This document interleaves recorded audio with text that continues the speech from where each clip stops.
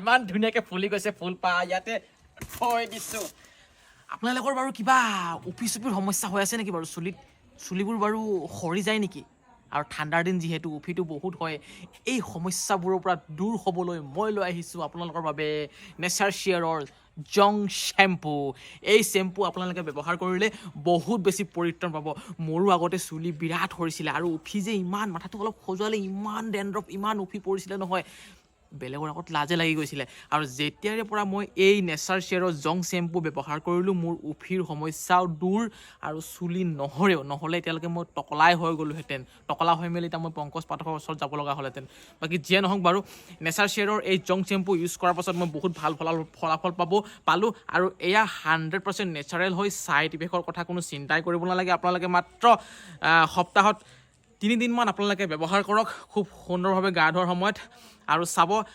যেতিয়া লগাব তেতিয়া মানে 1-2 মিনিটমান মাছাজ কৰিব মাথাটো যাতে একদম